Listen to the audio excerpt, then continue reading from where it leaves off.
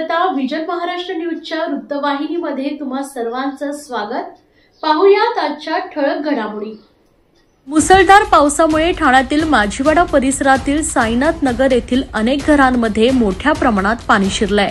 यामुळे स्थानिक नागरिकांनी तीव्र संताप व्यक्त केला असून त्यांनी ठाणे महापालिका प्रशासनासह स्थानिक आमदार आणि नगरसेवक यांच्यावर तीव्र शब्दात नाराजगी व्यक्त केली आहे। पावसाच्या पाण्यामुळे घरातील साहित्यांचे आणि उपकरणांचं मोठ्या प्रमाणात नुकसान झालंय।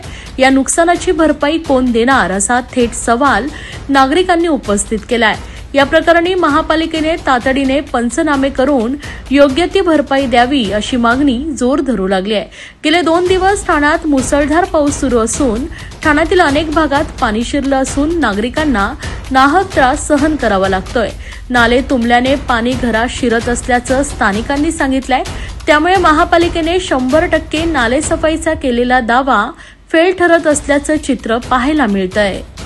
सकाळी 7 वाजल्यापासून पाऊस चालू आहे, कंटिन्यू रात्रभर पाऊस चालू आहे आणि रात्रीपासून हा म्हणजे पाऊस तर आहेच, पण मागे पण तिकडून गटारं सगळी तुंबलेली आहेत, सगळं नाले वगैरे सगळे तुंबलेले आहेत, सगळं पाणी सकाळपासून चालू आहे। सकाळपासून चौकशीला पण येतो, कोण नाही आलंय। हे पाणी सांगतायत आम्ही मदत करतो, काही मदत येत नाही, कुठून नाही। आम्ही सकाळी 6 वाजेपासून सगळ्यांना फोन लावतोय, आपत्कालीन सेवेला पण फोन लावून झालेलो आहे आम्ही।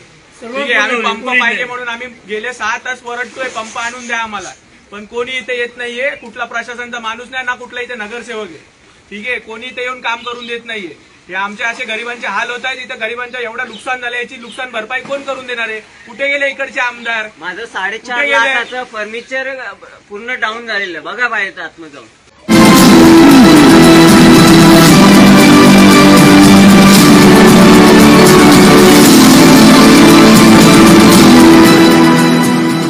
सोमवार आणि मंगळवारी झालेल्या मुसळधार पावसामुळे अनेकांच्या घरामध्ये पाणी शिरल्यामुळे गोरगरिबांचे संसार वाहून गेलेत। या प्रकारात ठाणे महानगरपालिकेची यंत्रणा जबाबदार आहे। त्यामुळे ज्यांच्या घरात पाणी शिरलंय त्या सर्वांना ठामपणे तातडीची मदत म्हणून 50,000 रुपयांचं अर्थसहाय्य करावे अशी मागणी माजी विरोधी पक्षनेते शानू पठाण यांनी केली आहे। ठाणे महानगरपालिकेच्या अखत्यारीत असलेल्या ठाणे शहरातील काही परिसर, कळवा पूर्व, मुंब्रा, कौसा, दिवा या आदी भागातील सखल वस्त्या जलमय झाल्यात।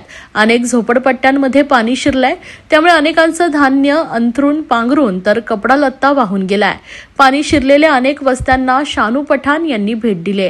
कंबरभर पाण्यातून वाट काढत त्यांनी गोरगरिबांना मदतीचा हात दिलाय, तसेच पाण्यात अडकलेल्या अनेकांना सुरक्षित स्थळी नेलंय। याबाबत शानू पठाण यांनी या नुकसानीस ठामपा प्रशासनच जबाबदार आहे। योग्य रीतीने नाले सफाई केली असती तर नाले तुंबलेच नसते। आज शेकडो गोरगरीब लोकांचे संसार उघड्यावर आलेत।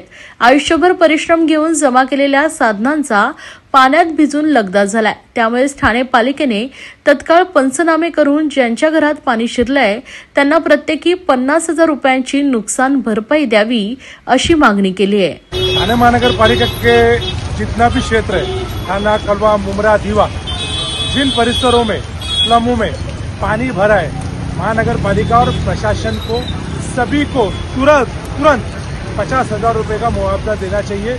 उनको राहत मिल सके, ताकि जिनकी जरूरत के सामान जैसे कि राशन, गद्दे, पूरे जो उनकी यूज की ताबड़तोड़ जो चीजें थी वो खराब हो गई है, जो बह गई है, उनको राहत मिल सके, यही सबसे बड़ी मांगनी है। और तुरंत रूप में महानगर पालिका को पहला कदम यही करना चाहिए।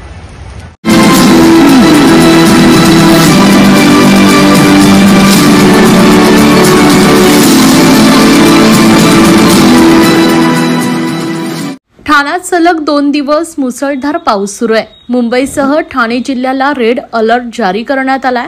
मात्र या मुसळधार पावसामुळे जनजीवन विस्कळीत झालंय। ठाण्यातील प्रभाग क्रमांक 19 मधील आदी भागात पाणी साचलंय।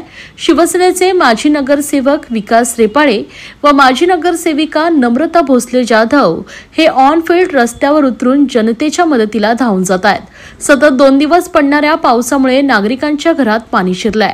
या पार्श्वभूमीवर माजी नगरसेवक विकास रेपाळे आणि माजी नगरसेविका नम्रता भोसले जाधव यांनी ठाण्यातील प्रभाग क्रमांक 19 मधील विविध भागांची ठाणे महापालिका आयुक्त सौरभ राव तसेच प्रशासनाच्या अधिकाऱ्यांसमवेत पाहणी केली आहे। पाहणी दरम्यान महापालिका प्रशासन आणि त्यांच्या स्वतःच्या कार्यतत्पर टीमच्या माध्यमातून त्यांनी बचाव कार्य हाती घेतलंय. तसेच पाण्याचा त्वरित निचरा होण्यासाठी आवश्यक उपाययोजना केल्यात, तर नागरिकांसाठी जेवणाचीही व्यवस्था करण्यात आली आहे.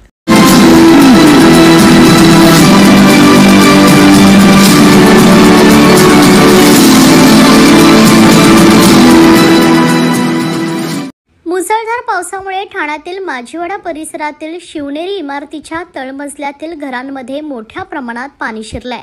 त्यामुळे रहिवाशांचं जनजीवन पूर्णतः विस्कळीत झाले असून घरगुती साहित्यांचं मोठ्या प्रमाणात नुकसान झालंय. ठाण्यात गेल्या 2 दिवस मुसळधार पाऊस सुरू असून रेड अलर्ट जारी करण्यात आलाय. ठाण्यातील आधी सखल भागात मोठ्या प्रमाणात पाणी साचल्याने नागरिकांची चांगलीच तारांबळ उडाली आहे.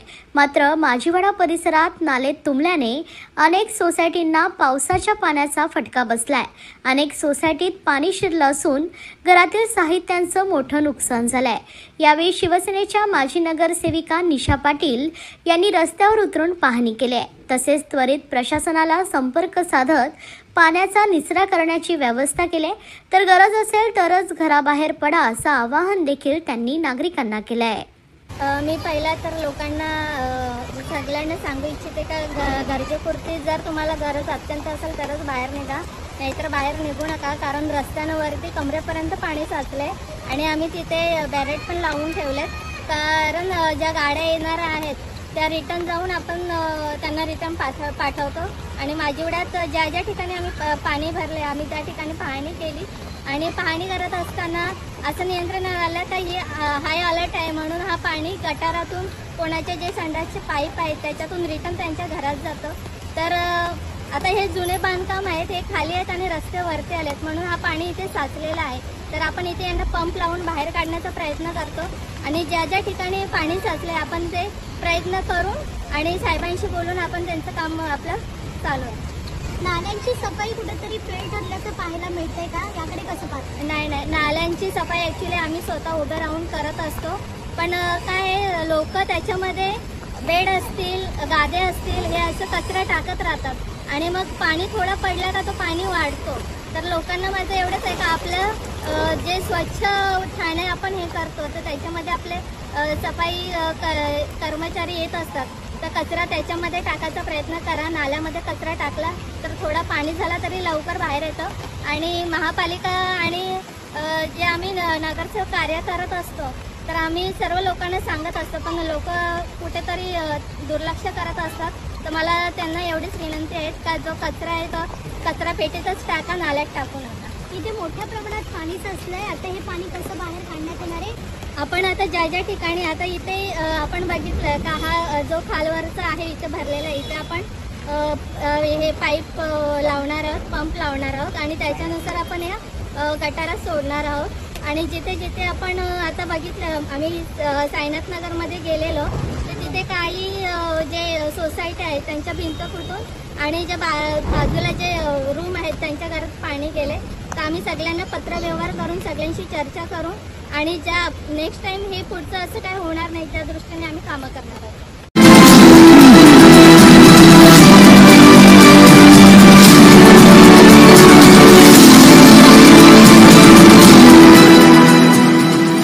गेले 2 दिवस मुसळधार पावसाने ठाण्याला झोडपलं असताना आज भर पावसात जनसेवकाचा जनसंवाद कार्यक्रमात सुमारे 150 नागरिकांनी उपस्थित राहून प्रश्न मांडलेत. आतापर्यंत 50% अधिक प्रकरणे मार्गी लागल्याने ठाण्यासह आजूबाजूच्या शहरातील नागरिकही विश्वासाने या उपक्रमात सहभागी होत असल्याचं आमदार संजय केळकर यांनी सांगितलंय. भाजपच्या खोपट येथील कार्यालयात आमदार संजय केळकर यांच्या अध्यक्षतेखाली जनसेवकाचा जनसंवाद हा उपक्रम पार पडलाय. यावेळी मुसळधार पाऊस असूनही सुमारे 150 नागरिकांनी उपस्थित राहून प्रश्न मांडलेत. यात वारसा हक्काचे प्रश्न, पुनर्विकास योजनेतील फसवणूक, महापालिकेतील विविध विभागांमधील कामगारांच्या प्रश्नांचा समावेश होता. त्यातील काही प्रश्न केळकर यांनी संबंधित अधिकाऱ्यांशी फोनवर चर्चा करून जागीच सोडवलेत. त्यामुळे त्यांच्या चेहऱ्यावर समाधान झळकत होते. यावेळी ठाणे शहरातील 5 विभागातून पाणी टंचाईच्या समस्या घेऊन नागरिक उपस्थित होते. केळकर यांनी तत्काळ संबंधित अधिकाऱ्यांशी फोनवर चर्चा केली। हे अधिकारी त्या विभागात बुधवारी भेट देणार असून प्रत्यक्ष तपासणी करतील आणि त्यावर उपाययोजना करतील अशी माहिती केळकर यांनी दिली आहे। यावेळी आमदार ॲडव्होकेट निरंजन डावकरे, ठाणे जिल्हा हाऊसिंग फेडरेशनचे अध्यक्ष सीताराम राणे, विकास पाटील हे देखील उपस्थित होते। आज एवढा धोधो पाऊस पडताना देखील जवळजवळ 125 ते 150 नागरिक जे आहेत ते या जनसंवादाला आले होते।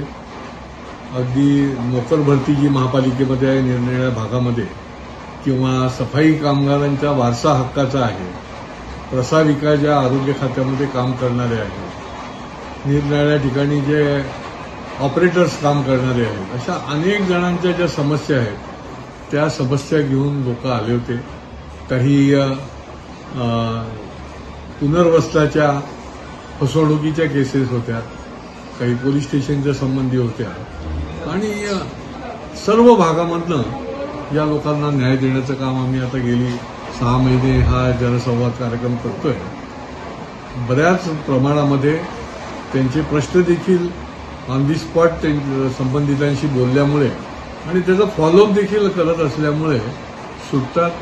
आणि केवळ ठाण्यातूनच नाही तर ठाण्याच्या बाहेरून देखील खूप मोठ्या प्रमाणामध्ये त्यामुळे लोक येतात। आमचं हे काम आहे, रामभाऊ महाराजांच्या पासून हे काम जे आहे ते आम्ही करत आलेले आहोत आणि त्यांचाच आदर्श डोळ्यासमोर ठेवून हा जनसंवादाचा कार्यक्रम हा पुढच्या काळामध्ये देखील चालू राहणार। या कार्यक्रमामध्ये पाण्याच्या समस्येच्या विषयी आपल्याला पाण्याच्या जवळजवळ 5 विभागामधनं समस्या आल्या आणि दर सोमवार शुक्रवार पाण्याच्या संबंधामध्ये आम्ही निरनिराळ्या भागातल्या समस्या सोडवत असतो।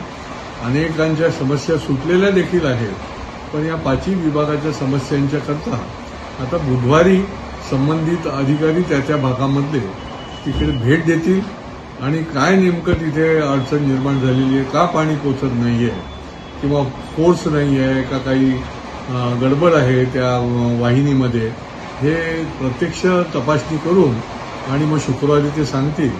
आणि मला वाटते अशा पद्धतीनेच सहकार्यातून, समन्वयातून आणि वेळ पडली तर संघर्षातून जनतेचे प्रश्न सोडवणं हा आमचा मुख्य अजेंडा असणार। संवाद कार्यक्रम सुरू झाल्यापासून मला सांगायला आनंद वाटतो, समाधान वाटतं की फॉलोअप केला तर प्रश्न सुटत असतात आणि 50% जास्ती लोकांचे विषय जे आहेत ते आतापर्यंत कंप्लीट मार्गी लागलेले आहेत। मला वाटतं म्हणूनच एक दुसऱ्याला सांगितलं जातं आणि त्याच्यामुळे तर मुंबईचीही काही वेळेला लोक येतात, या सगळ्या ग्रामीण भागातलेही लोक येतात आणि खरं म्हणजे हेच एक समाधान आहे की त्याचा सातत्याने फॉलोअप करणं, जे अधिकारी अयोग्य पद्धतीने त्या ठिकाणी त्यांच्याकडे दुर्लक्ष करतात त्यांना ठिकाणावर आणणं आणि योग्य पद्धतीने त्यांच्याकडनं न्यायाने काम करून घेणं।